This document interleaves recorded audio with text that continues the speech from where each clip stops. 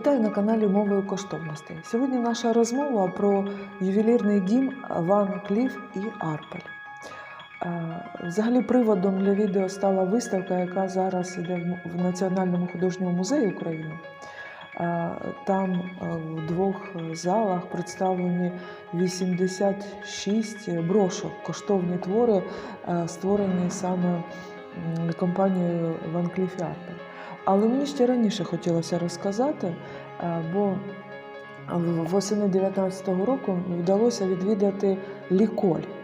Тобто, чим вони мені близькі по духу, цей ювелірний дім, бо вони не лише створюють цікаві речі, а вони бажають розповідати про ювелірне мистецтво.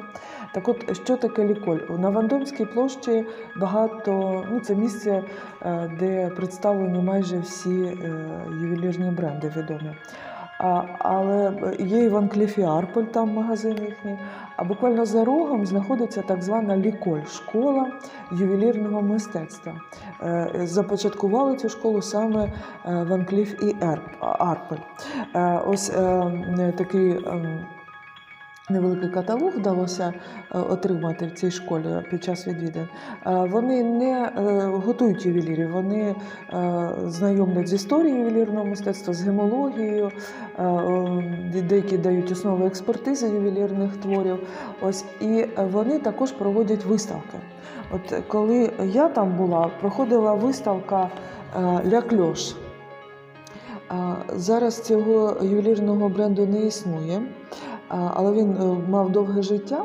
І ось принцип побудови цієї виставки «Ля Кльош» дуже схожий на те, як зараз у нас в художньому музеї, як побудована виставка, присвячена брошкам. Вони не просто показують якісь ювелірні твори, а якби показують генезис, розвиток ювелірного мистецтва.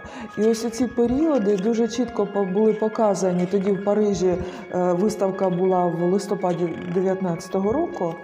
Ось, і так точно принцип побудови виставки, яку зараз ми з вами всі, хто знаходиться в Києві, може відвідати.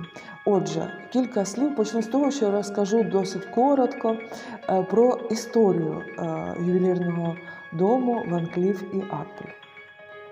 Все почалося з історії кохання доньки торговця коштовними каменями Естель Арпель і сина гранувальника Альфреда Ван Кліфа. В 1895 році в Парижі вони одружилися.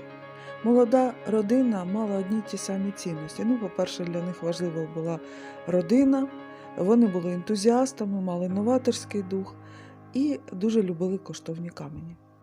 В 1906 році за адресою Вандомська площа 22 відкрив свої двері ювелірний дім Ван Кліф і Арпель. Справу продовжила їхня донька і в 1926 році взяла на себе художнє керівництво домом. Звали її Рене Пюасан. Зараз перед вами етикетаж до творів Ван Кліф і Арпель в галереї коштовностей в Парижі. Так от, що вони там відмічають як основні досягнення ювелірного дому? Вони пишуть, що такий потужний імідж створили інновації Ван Кліф і Арпель. От, наприклад, в 30-х роках запатентований Мінод'єр, це коштовна сумочка, її придумав Чарльз Арпель.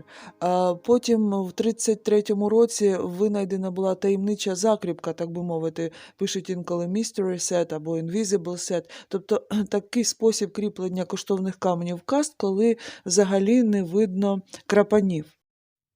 Після Другої світової війни було переформатування ювелірного мистецтва, і Ван Кліф і Арпель знову були в перших рядах. Слід виділити, я думаю, колекцію Альгамбра, яка вперше побачила світ в 1968 році. Альгамбра – це палац в Іспанії. І в його орнаментах використаний чотирилисник. Чотирилисник, який нагадує листок конюшини, символ удачі. Символом удачі стали і прикраси колекції Альгамбра.